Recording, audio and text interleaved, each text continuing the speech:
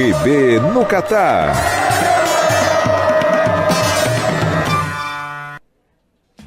Bem-vindo, bem-vinda, RB no Catar está no ar. Estamos chegando com o segundo episódio do programa que trata sobre tudo de Copa do Mundo. Vem aí, Copa do Mundo no Catar, de 20 de novembro a 18 de dezembro. E claro, você já sabe que aqui na Rádio Bandeirantes você terá a maior cobertura desse Mundial, em busca do hexacampeonato para a seleção brasileira. Nosso time já está pronto, já está escalado, já está prontinho para abastecer você com as melhores informações. E nesse segundo episódio, que você acompanha pelas ondas do rádio todos os sábados dentro do mundo dos esportes e também nas nossas plataformas digitais, no seu agregador de conteúdo, no nosso canal de vídeos da Rádio Bandeirantes, no youtube.com/Rádio Bandeirantes Oficial.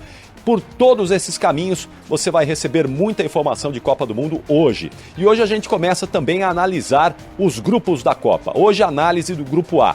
E claro, aquelas nossas informações de sempre que você já está acostumado. Informações da seleção brasileira, dos adversários da seleção, das seleções campeãs mundiais, das outras 22 seleções, curiosidades do Catar. Tudo isso semanalmente com o nosso time, que começa a ser apresentado agora. E eu já vou trazer imediatamente aqui as informações da seleção brasileira, porque vem aí um período importante para o time do Brasil, vem amistosos, vem a última convocação antes da convocação final daqueles jogadores que serão levados para o Catar. Então quem sabe tudo de seleção brasileira é ele, o Alexandre Pretzel, que já está conosco. Tudo bem, Pretzel? Grande abraço, Capriotti. Abraço para toda a nossa equipe, para quem nos acompanha. Foi uma semana de muitas entrevistas do Tite. O Tite fez uma sequência, né, por vários estados e aí surgiram declarações importantes. A última convocação da seleção antes da Copa do Mundo será para os amistosos agora, nos dias 23 e 27 de setembro, os amistosos contra Gana e Tunísia. Duas seleções que estarão na Copa do Mundo. A Tunísia no grupo da França e Gana no grupo de Portugal e Uruguai. Aliás, se Gana for uma surpresa, nós poderemos ter um Brasil e Gana numas oitavas de final. Difícil, mas algo que já aconteceu em 2006 e que pode se repetir. Então, para quem acha, o Brasil não vai enfrentar ninguém. Vai enfrentar duas seleções africanas que estarão disputando a Copa do Mundo. Convocação da seleção para esses amistosos, no dia 9 de setembro. 9 de setembro, às 11 da manhã, na sede da CBF. E quem pode aparecer como novidade? Se na nossa primeira edição já tínhamos falado que o Pedro seria uma possibilidade, centroavante do Flamengo, agora já virou uma realidade. O Tite deixou bem claro que o Pedro, sim, pode aparecer na convocação. Se o próprio treinador da seleção abre dessa maneira essa chance, é plausível, é correto a gente dizer que o Pedro estará na próxima convocação, por sua característica, pela bola que vem jogando e por tudo que vem fazendo no Flamengo. Um outro nome que aparece, hein? Como um nome interessante, dito pelo Kleber Xavier em entrevistas também. Wanderson, lateral direito revelado pelo Grêmio, que está no Mônaco.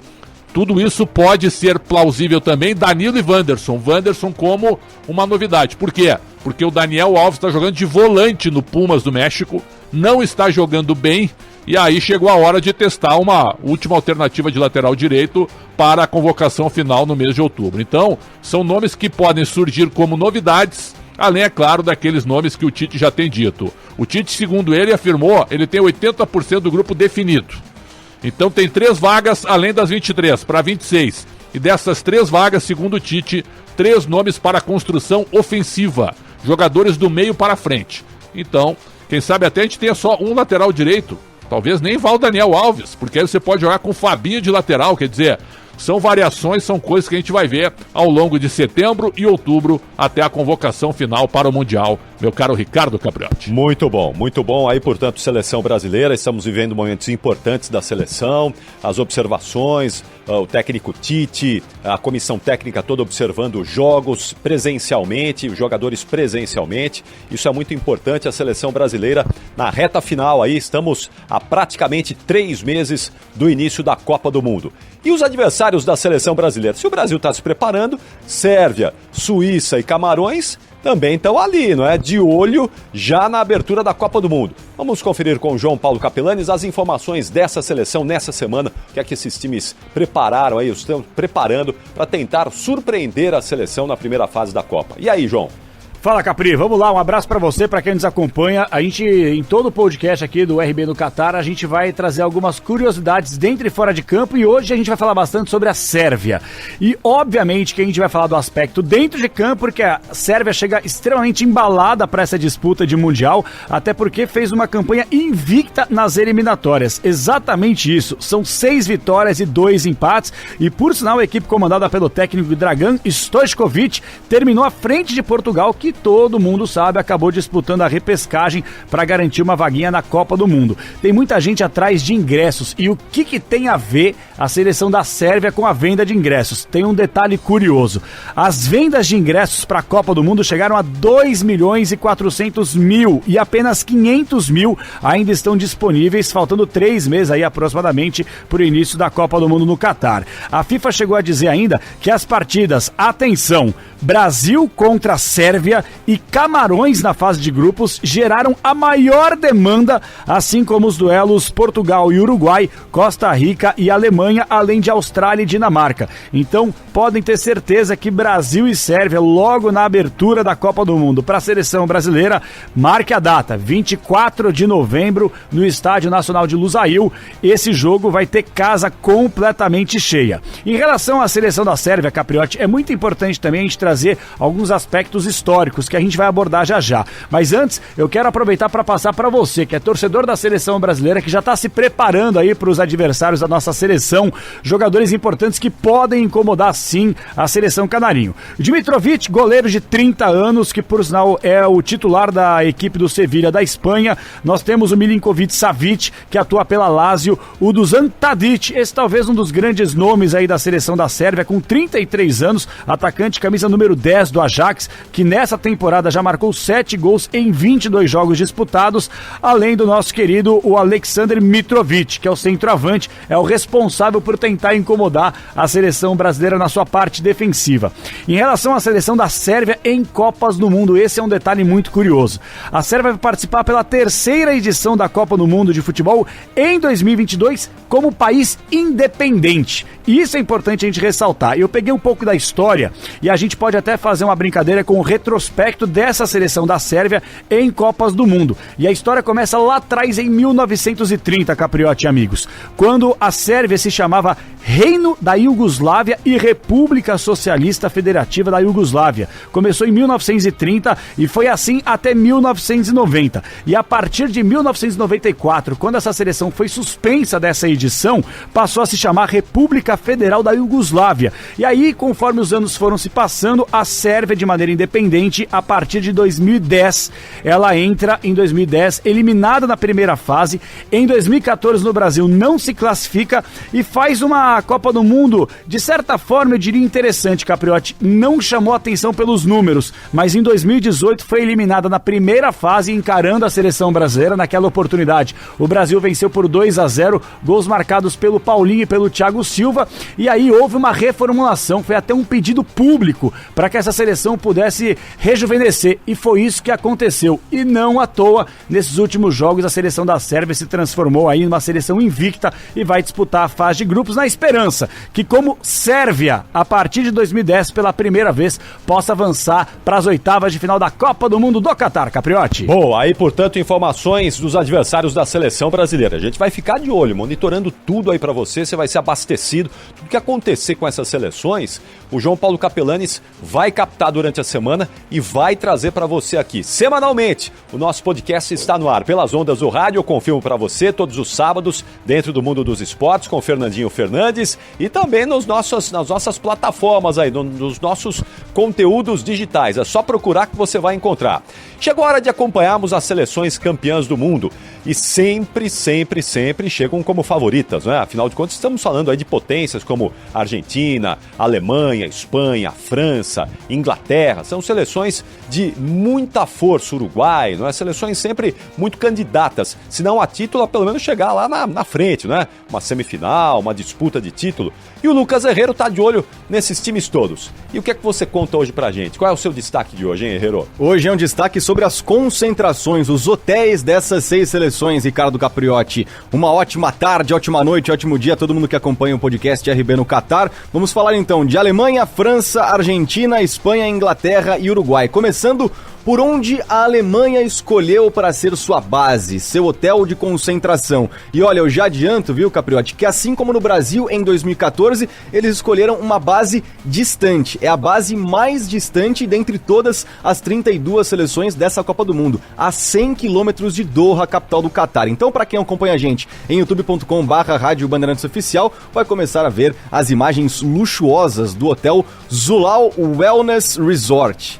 Como eu disse, né, a 100 quilômetros de Doha, a 1h30 do aeroporto e a 1 hora do centro da cidade, justamente para ficar numa bolha, assim como foi aqui no Brasil em Santa Cruz Cabrália. Um hotel 5 estrelas com 280 mil metros quadrados, localizado na costa norte do Catar, é o maior centro de bem-estar do Oriente Médio e é propriedade da família real do Catar. A suíte real, Capriotti, custa mais de $10 mil por noite. E a Alemanha também vai treinar no Al-Shamal Stadium, que fica ali a 10 quilômetros da concentração. Falamos sobre a Alemanha, agora vamos para a França, que escolheu o hotel mais luxuoso do Catar, o Al Messila, complexo hoteleiro que fica a 6 quilômetros de Doha, tem também um aspecto de palácio particular. As diárias nesse hotel Al Messila da França custam mais de $2.500, com várias piscinas, como a gente pode acompanhar pelo YouTube. Se você está ouvindo pela rádio,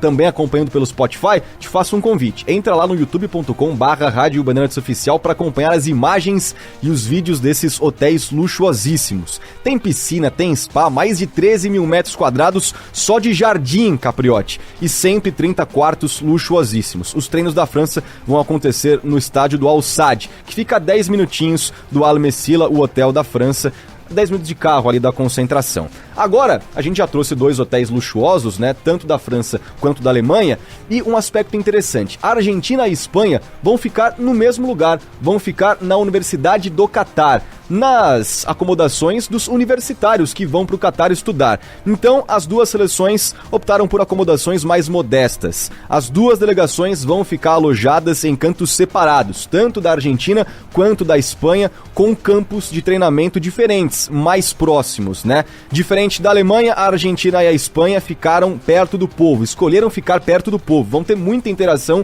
com os catares e todos os turistas do mundo inteiro. As instalações se destacam pela estrutura para recuperação, como a gente pode perceber pelas imagens para quem acompanha pelo YouTube, e também pelas 52 opções de comida e café nesse campus da Universidade luxuosa do Catar. Os treinos também vão acontecer por lá na Universidade do Catar, campos bem grandes e distantes uns dos outros para que os olheiros da Argentina não atrapalhem, é claro, os treinos da Espanha e vice-versa. Partindo agora para a Inglaterra, que vai ficar um pouco mais distante, a 16 quilômetros de Doha, em Al-Wakra, uma opção bem mais barata se a gente compara, por exemplo, com França e Alemanha. Fica ali numa distância pequena das principais localidades do torneio e as autoridades catares até privatizaram uma parte da praia pública vizinha a esse hotel da Inglaterra para que eles pudessem ter um pouco mais de privacidade. Detalhe, os ingleses não vão poder beber nesse hotel. São de áreas mais humildes, só que ainda assim de luxo. São 5 restaurantes, sendo alguns com vista para o mar, um spa e também um centro pequeno fitness para recuperação dos atletas. Lembrando que a seleção inglesa vai ficar no estádio do Al-Wakra, treinando a 6 minutos de carro da hospedagem. Para a gente fechar com o estádio, na verdade o hotel do Uruguai, um hotel recém-inaugurado agora no comecinho de agosto, o hotel Pullman Doha West Bay, que fica bem no centro do Catar, fica ali a 20 minutos também do aeroporto internacional de Hamad. É uma torre 5 estrelas no centro de Doha, com 370 quartos de primeira classe. A grande desvantagem do Uruguai, e a única seleção que vai ter completamente acesso do público, não é um hotel específico para a seleção, ou seja, podemos ter reservas tanto da seleção uruguaia, mas também de pessoas, ou seja, um hotel aberto ao público. Tem vários restaurantes, salas de reuniões, spa e um terraço com piscina, ou seja, o Uruguai escolhendo um hotel vertical, Ricardo Capriotti, com quartos mais tradicionais, com aqueles que a gente conhece nas viagens mundo afora. Curiosidade é que nenhum se aproxima das nossas hospedagens, né? Para deixar isso bem claro. Eu estive na concentração da seleção brasileira, o hotel que vai receber a seleção brasileira em Doha, E olha, Pretzel, nós já vimos a seleção brasileira ficar concentrada em locais luxuosíssimos, né? Grandes hotéis cheios de luxo. Não que o hotel que a seleção brasileira vai ficar não seja assim. É um hotel de excelente qualidade, muito boa qualidade. Tem um spa ali, aqueles tratamentos médicos também, fisioterápicos, né? É um hotel muito bacana, mas bem diferente, por exemplo, desse hotel da Alemanha, da França, muito mais luxuoso, muito mais. É um hotel muito bacana da seleção, mas bem distante desse luxo todo. Eu gosto que vocês venham também no youtube.com/Rádio Bandeirantes Oficial para acompanhar essas imagens. Aí hoje o Herrero mostrou as imagens desses hotéis belíssimos do Catar, cheios de luxo. E também para observar que o nosso time já está vestindo a camisa da Copa do Mundo. No caso dela, vestindo a camisa de uma seleção que ela vai acompanhar. Dentre as 22 que ela está de olho nessa preparação aqui da Copa do Mundo, hoje ela vai falar de uma específica. E essa dá trabalho pra gente em Copa do Mundo, hein? E aí, Isabelle? Capri, dá muito trabalho pra gente. Na seleção holandesa, vim a caráter, né, de Johan Cruyff, uma camisa histórica, porque a cada episódio vou destacar uma seleção em específico e também o factual. Hoje destaco a seleção holandesa, inclusive daqui a pouco vamos analisar um pouco mais do grupo A, onde está a seleção da Holanda. A seleção da Holanda que dá trabalho pra gente, porque a última partida da equipe em uma Copa do Mundo foi justamente contra o Brasil, aquele 3-0, né, na disputa do terceiro lugar aqui em 2014. A Holanda ficou de fora da Copa do Mundo de 2018 e volta a disputar o Mundial agora de 2022. E volta com ele, Van Gaal, que não era muito bem com o Cruyff, viu? Eles tretaram bastante na década de 90, quando trabalharam juntos no Barcelona. Mas o Van Gaal, um dos grandes nomes, né, do futebol holandês, inclusive era o técnico da seleção holandesa lá no Brasil, aqui no Brasil em 2014, e desde 2014 para cá foram 5 treinadores, muita dificuldade de encontrar um comandante. E chegou aí, o Van Gaal retornou para sua terceira passagem em meados do ano passado para a seleção holandesa, depois que a Holanda caiu nas oitavas da Euro. E vai ficar só até a Copa, viu? Porque o Ronald Koeman, que deixou o comando da Holanda para acertar com o Barcelona, já acertou, vai assumir a seleção em janeiro de 2023. Mas por enquanto é o Van Gaal que traz a Holanda sem muitas dificuldades no processo de classificação para a Copa do Mundo via eliminatórias da Europa, foi a primeira do seu grupo. E se a gente tem recordações, né, da seleção holandesa com Robben, com Van Persie na Copa de 2014, essa turma ficou para trás. Agora, hora de ficar de olho numa zaga muito boa, que tem o De Ligt do Bayern de Munique, também o Van Dijk do Liverpool, um grande zagueiro. No meio campo tem o De Jong, que tá voando no Barcelona, e lá na frente o Memphis Depay também, pode ficar de olho nele. Não tá muito bem no Barça, mas é um dos grandes nomes da seleção holandesa. Como eu disse, de uma seleção vou pro factual para destacar que tem seleção perdendo atleta nesta reta final de preparação para a Copa do Mundo. É o México, porque o atacante Jesus Manuel Corona, o Tecatito, que atua pelo Sevilha, nesta semana sofreu uma lesão seríssima, uma fratura na fíbula e também uma lesão no tornozelo. Ele tá fora da disputa para a Copa do Mundo. A seleção do México diz que vai esperar a cirurgia, mas a comissão médica do Sevilha já disse que ele vai passar por cirurgia, vai ficar de fora de 4 a 5 meses, portanto, perde um dos seus principais atacantes, o treinador Tata Martino, argentino, né, grande nome entre os treinadores argentinos, mas que também não vive bom momento por lá, não é unanimidade. E para terminar falando de lesão, eu consultei a situação do Arboleda, zagueiro do São Paulo, que vinha também muito bem na preparação na Copa com o Equador, pensando em ir para a Copa do Mundo. Ele se lesionou em junho, lesionou o tornozelo. Olha, a última atualização do São Paulo sobre o Arboleda, está no processo de fisioterapia, trabalhando em 2 períodos. De acordo com o São Paulo, ele avança muito bem, dentro do esperado, e eu questionei, será que dá para ir para a Copa? O que eu recebi da Comissão Médica do São Paulo? Todo o trabalho com o Arboleda está voltado para que ele esteja com condições de defender o Equador na Copa do Catar, Capri. Boa sorte ao Arboleda, tomara que ele esteja mesmo. Importante, quanto mais craques e bons jogadores, melhor para a Copa do Mundo. Tô indo para minha 8ª Copa, viu, Pretzel? Cobertura de Copa e parabéns. Os 2 grandes jogos que eu assisti em Copa do Mundo da Seleção Brasileira, exatamente contra a Holanda. 94 e 98, Brasil e Holanda nessas 2 Enfrentamos Copas. já 5 vezes, né? 5 vezes. Perdemos em 74, ganhamos em 94, ganhamos nos pênaltis em 98, perdemos em 10 e perdemos em 14. Isso. Tá na hora de ganhar, né? Pra equilibrar 3-3, ganhar de novo. Isso aí, precisamos ganhar de novo. Bom, falando em Holanda, a Holanda está no grupo A, junto com os donos da casa, a seleção do Catar, junto com o Equador e também com a seleção do Senegal. Vamos analisar aqui, eu quero o palpite de vocês aqui para gente definir quem é que vai avançar nesse grupo A para as oitavas e final da Copa, começando com você, Pretzel. A Holanda mudou o treinador, a Isa falou muito bem sobre isso, era o Frank de Boer, grande jogador que foi, ele sai porque a Holanda começou perdendo nas rodadas iniciais da eliminatória, aí troca de técnico e melhora. e se classifica na última rodada ganhando da Noruega. Então a Holanda terminou em primeiro no seu grupo com classificação direta. Não disputou a Copa de 18. Por quê? Porque foi o fim de uma geração e, como a Isa disse, com a mudança de vários treinadores. Então, acho que a Holanda agora vai ser a primeira colocada e a segunda vaga entre Equador e Senegal. O Catar vai perder as 3. Aliás, o Catar vai repetir o que a África do Sul fez em 2010. A África do Sul foi o primeiro país sede a não passar de fase na Copa do Mundo. O Catar vai ser o segundo, não vai passar de fase. Então, primeira colocada Holanda, segunda vaga. Vão disputar entre eles, Equador e Senegal. Mas o meu palpite, até com uma certa torcida, eu vou torcer para o Equador. Muito bem. Isabelle Moraes, aproveita que você já está por aí e me conta aí, quem é que vai avançar nesse grupo A entre Catar, Equador, Holanda e Senegal?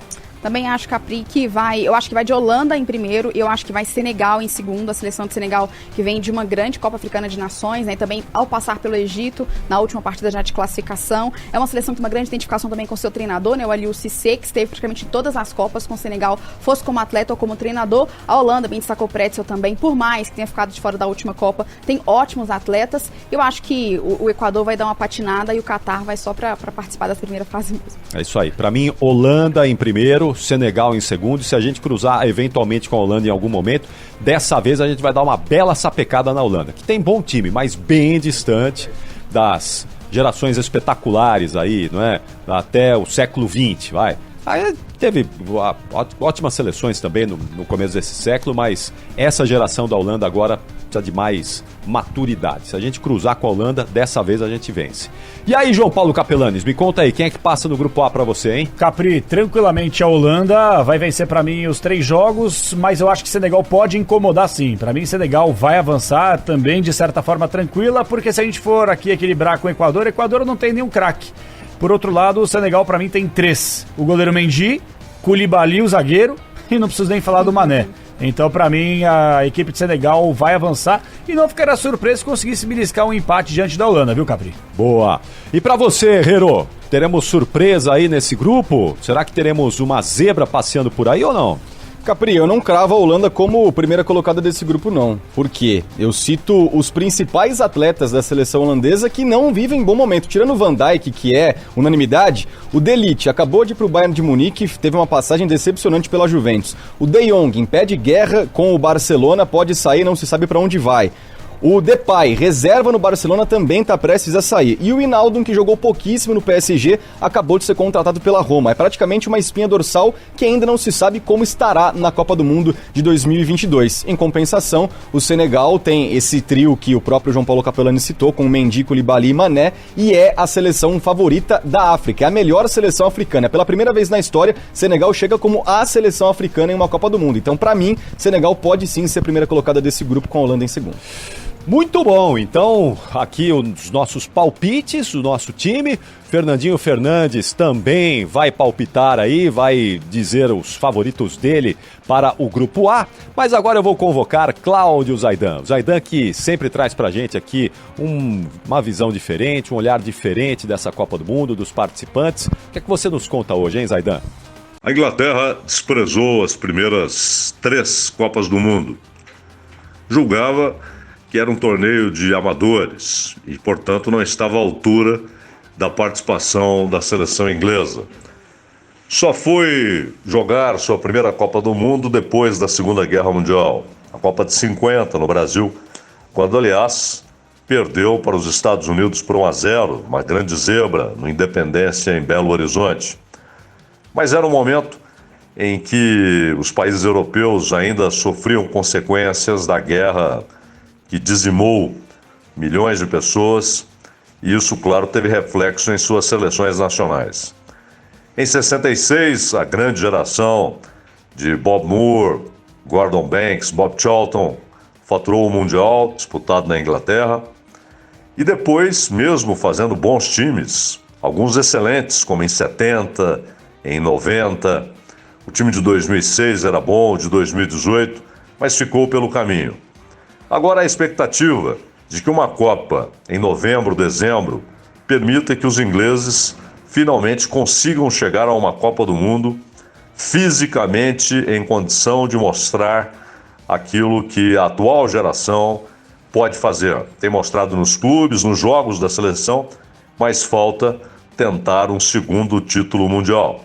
A esperança aumentou exatamente em razão de ser uma Copa atípica, por ser realizada na metade da temporada europeia.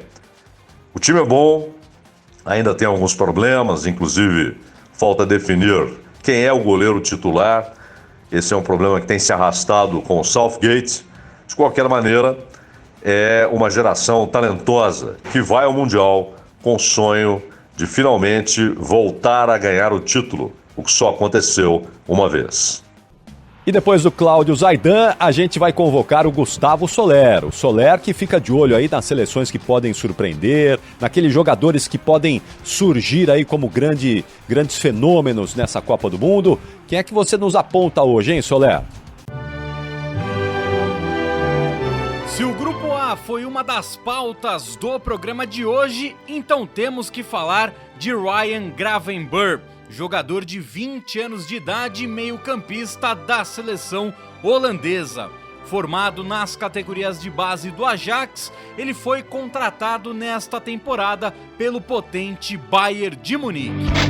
No alto do seu 1,90 m de altura, Gravenberch está pronto para estourar. Pela seleção holandesa, ele participou de todas as equipes das categorias de base e em 2018 foi campeão europeu sub-17.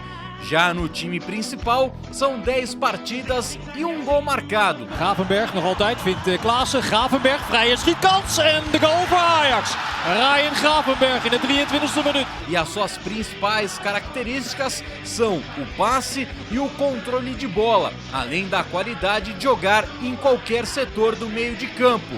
Gravenberch é um dos jogadores para ficarmos de olho no Qatar em 2022. O Qatar é um país que vai receber todo o mundo durante um mês. 1 milhão de visitantes são aguardados para Doha, né, que é a capital do Qatar. Claro que muita gente vai dar uma escapadinha, vai para o deserto, conhecer tudo aquilo.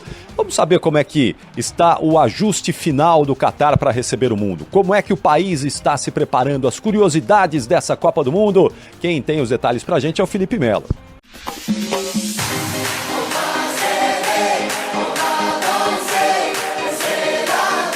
O responsável por comandar a seleção do Qatar na Copa do Mundo é espanhol.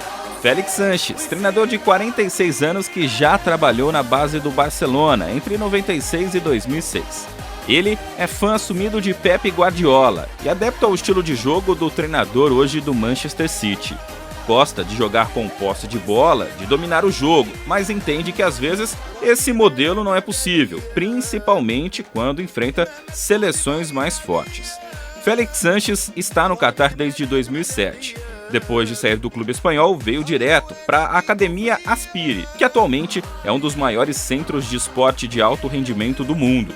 Foram 8 anos na base da seleção, treinando o sub-15, sub-19, 20, 23, até chegar na equipe principal. Já são 5 anos à frente da seleção e com um título importante, a Copa da Ásia, conquistada em 2019. Neste ano, em casa, no seu primeiro Mundial, o objetivo não é ser campeão, algo que parece muito improvável. Mas se classificar para a próxima fase da competição, um grupo que tem a Holanda, Senegal e Equador, já seria um grande feito e deixaria os torcedores catares satisfeitos. E o Paulo do Vale fica de olho naquelas personalidades, nas figuras que vão empurrar a seleção brasileira, ou não é? Mas que vão ficar de olho na Copa, ouvindo a gente aqui na Rádio Bandeirantes. O que é que você nos traz hoje, hein, PDV? No flow, desse jeito. Salve, Brasil! Como será que os treinadores brasileiros avaliam as chances da nossa seleção na Copa do Qatar? Na hora que a bola rola, todo mundo vira torcedor. E o clima parece ser de otimismo. Mesmo entre os especialistas, a avaliação é que Tite tem o time nas mãos. A fonte? Eduardo Batista. Então, quando você der uma notícia, fala a fonte, fala de onde veio. As minhas expectativas para a Copa do Mundo são muito boas. Vejo uma seleção muito equilibrada, o Tite bastante coerente dentro das convicções dele. Chega com uma seleção muito equilibrada, dentro das características do Tite, uma seleção que toma poucos gols. E ofensivamente né, muitos jogadores que conseguem definir. Acho que um ponto importante, a volta das férias do Neymar, ele volta diferente, ele tá focado. Por onde a gente passa é show. Quer falar comigo? Quer minha coletiva? Quer minha coletiva, Edu?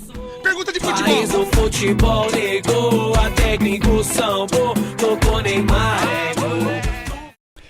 Então é isso, estamos fechando esse segundo episódio do RB no Catar. Semana que vem estaremos juntos mais uma vez dentro do Mundo dos Esportes com o Fernandinho Fernandes, que dá sequência ao Mundo dos Esportes agora, e nas nossas plataformas digitais todas, incluindo youtube.com/Rádio Bandeirantes Oficial. Você nos acompanha em áudio e vídeo, e vai ser assim até Copa do Mundo, porque Copa do Mundo desde sempre é com a Rádio Bandeirantes. Estaremos com o nosso time, com a nossa seleção, ao lado da Copa, ao lado da seleção brasileira, em busca do hexacampeonato. E o nosso convite reforçado para na próxima semana você nos acompanhar com todas as notícias, as novidades, as informações da Copa e a análise do Grupo B do Mundial. Tenham todos uma ótima sequência e o Fernandinho Fernandes dá sequência ao Mundo dos Esportes. Valeu, gente!